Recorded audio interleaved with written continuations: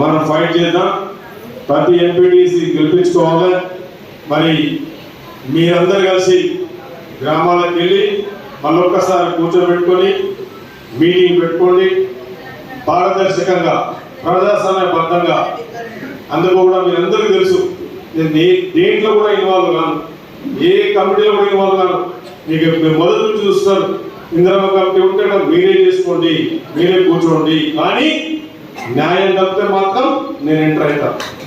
అన్యాయం ఉంటే నేను సహించాను, నేను అన్యాయం కూడా సహించాను. మీకు అందరికీ అవకాశం ఇస్తాను, మీరే పని చేసుకోండి. మీరే ఇలా 25 కోట్ల రూపాయలు ఎన్ఆర్జీఎస్ నుంచి ఫస్ట్ టైం వెళ్ళడానికి వచ్చినాయి.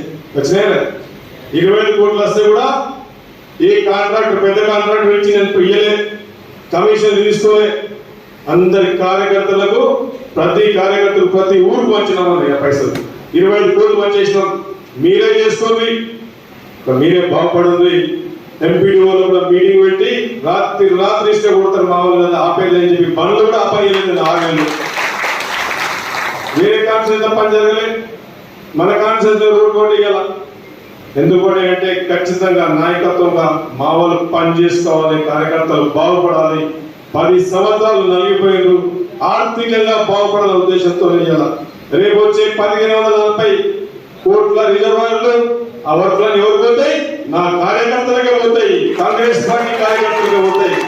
మీ అందరూ తెలుసు, అవినీతి ఎక్కడ నేను సహించను, ₹1 కూడా కమిషన్ తీసుకోను, ₹1 శాలరీ తీసుకుంటానని అప్పుడు రాసిచ్చిన. ఈ రోజు కూడా ₹1 పైసా కూడా నా శాలరీ తీసుకోలేదు. ఇలా ఇంతకుముందు మా అన్నకి చెప్తుండే, క్యాంప్ ఆఫీస్ లో ఉండలేను, గవర్నమెంట్ వెహికల్ వాడతలేను, గవర్నమెంట్ డీజిల్ వాడతలేను, గవర్నమెంట్ వ్యవస్థ వాడతలేను. ఇది నా సొంతం, ఇది నేను గడిపెట్టుకున్నాను, ఇది మా కార్యకర్తలని, ఇది నాది కాదు, ఇది మా వాళ్ళని, మా కార్యకర్తలని, కాంగ్రెస్ పార్టీ